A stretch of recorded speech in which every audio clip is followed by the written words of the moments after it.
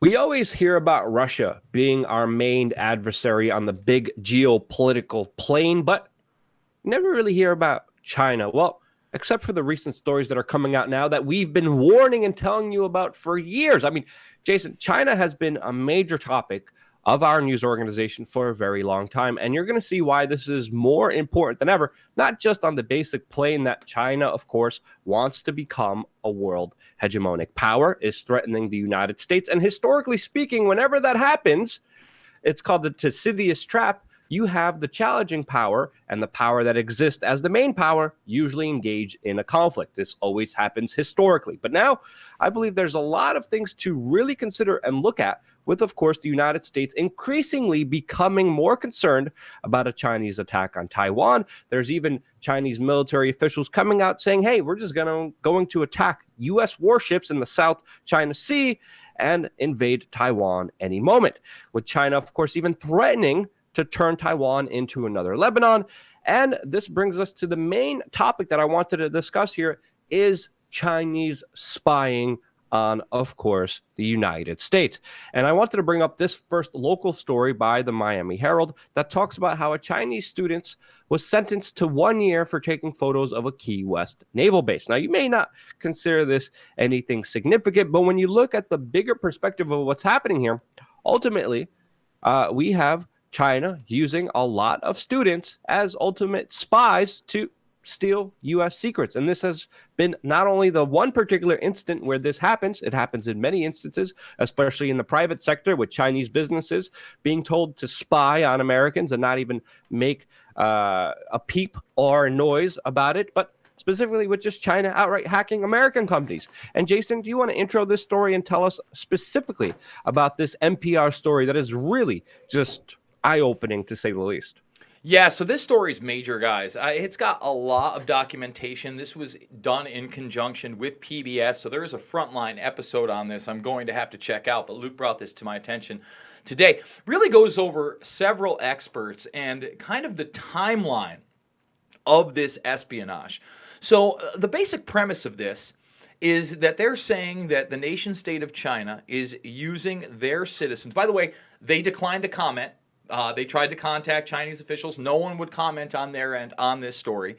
But they're sending people in for corporate espionage. However, despite the fact that this corporate espionage is successful, the majority, vast majority of these companies have now stayed silent for a decade and a half, sometimes more, because the short-term profits would have been so devastated by stopping doing business with China, they were willing to take the risk, which has now cost them hundreds of billions of dollars in lost revenue due to this espionage.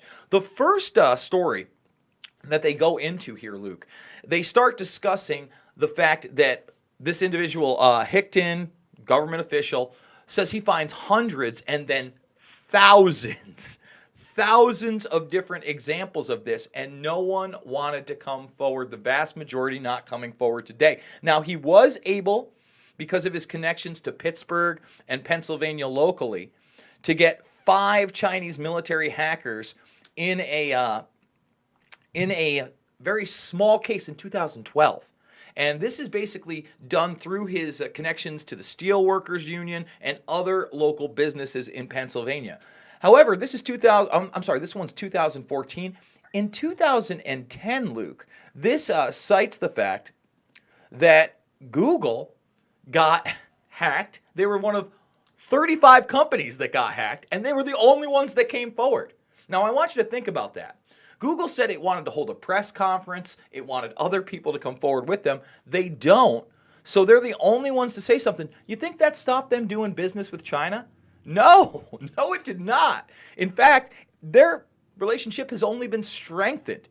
This article goes on to say that they've hacked everything from vacuum cleaners to Lockheed Martin, like warplanes. Warplanes. So we're talking about military technology, we're talking about consumer technology, and the vast majority of us are still in the dark. You know, Luke, they're focusing a lot in the media this week on the Mar-a-Lago supposed almost attack with the woman that got in and had a USB stick and got past the Secret Service. And don't get me wrong, that is a very important story. But that's an important story that involves one isolated incident. If you are to believe the reporting by NPR, we are talking about thousands of different instances with the most powerful corporations in this country, my friend. Yeah, I mean, it's absolutely terrifying when you look at the larger kind of sphere here of what's happening, not only with the theft of intellectual property and bootlegging it and slave labor factories that have been established by the Rockefellers and Kissingers, pretty much modernizing China and bringing it to this globalist place that it is now. But when you look at how things are operated and run in China, that's a whole nother perspective that should be terrifying. But again, very little to just very insignificant kind of coverage to this. You would think with just the Russian hysteria, the bull crap that has been going on for the last 3 years, that if a nation did care about its people, its companies, itself as a nationalistic thing, that they would actually, talk about China more. They don't. Now, I'm not saying that people should do this or that's the right thing or that we should be fear-mongering or be afraid. No, but we should be aware of the bigger things that are happening out there, especially with what is happening socially and what China views as kind of the model for the world out there with not only their social credit score, but them also, implementing. Jason was laughing during his middle of a monologue. I think you were laughing because of the article I sent you. Can you pull up the articles I sent you, Jason? I sent you 2 of them. What? No, I haven't seen. I wasn't laughing. What are you talking about? Okay, I saw a little smirk. I thought that was a little smirk. I got the camera on you. Let's see what you. All right, yeah, and I sent you a little article here. This thing. I've already seen this machine. Isn't this the? It's all over the internets.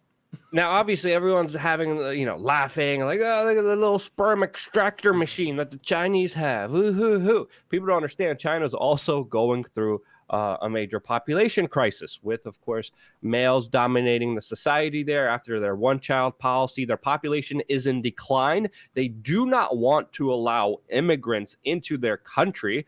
They've been actually detaining in what many people call akin to concentration camps, a significant portion of their more ethnic population in the eastern part of their country, east or north part of their country. That, of course, is another thing to talk about. But, holy cow, this could even bring up the possible scenarios of just robot machines coming in there milking you to produce freaking children. As we know, there's already the last story we did on China is about the specific hacking story of the database of women who are fertile. And they had a fertile ranking that was found in that country. So the implications here are vast. There's a lot to think about, but there's very little dialogue. And I believe there should be a lot more dialogue with what's happening, not only globally, but also internally in China, since they are kind of the leading kind of canary in the coal mine when it comes to not only just subjugation of the human will and spirit, but also the expansion of their larger hegemonic goals, which they are clearly after and are making sure that nothing stands in their way of. That's my take on it. What do you think, Jason? What do you think of the sperm sucking machine? Yeah, I'm not really going to make any comments on that. Obviously, it was going to be here at one time or another, and now what a time to be alive, huh, guys? Anyway, I really do recommend anybody that is wondering what our international policy is going to look like in the next 5 to 10 years because of this, to read this article. Because I'm telling you right now, this is an important article. I mean, when the guy started talking about, dozens, then hundreds, then thousands, then you realize how it stretches literally from the smallest consumer product to probably military technologies that we did not uncover in this article. Must read. Please check this out, guys. It's very important. And honestly, a lot of people who want to downplay China's role in globalism, they really need to think it over. Listen, China is a quasi-fascistic state that already uses surveillance to fine you on the spot when you do something morally defunct. If that is not extremely frightening to the average person, I don't know what is. Guys, jaywalking, Jason. Let's be clear. Jaywalking. Yeah, exactly. When I say morally defunct, guys, I'm not talking about like you punching an old lady in the face or trying to steal her purse. I'm talking about, hey, you jaywalked. You're dishonoring the streets.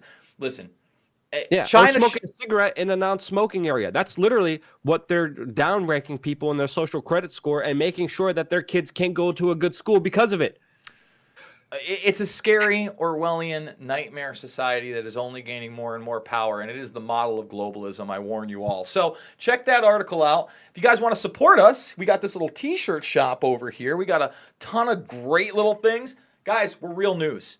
You're not going to see too many exposés on that China hacking story outside of that front line, okay? Only to be used as fear-mongering, not to tell you the truth that it's on all sides of the aisle. When it's against Trump, sure, MSNBC will talk about it, but you notice they're not talking about this story. So please consider grabbing a shirt, maybe even donating to us. Hey, you know, just a little bit of scratch goes a long way over here. Lets us do our 4 videos a day. And I want to remind you to also subscribe to both channels. We Are Change, Pulse Change. Ring those bells, otherwise you won't get the notifications. But most importantly, guys, please get out there and be the change you want to see in the world.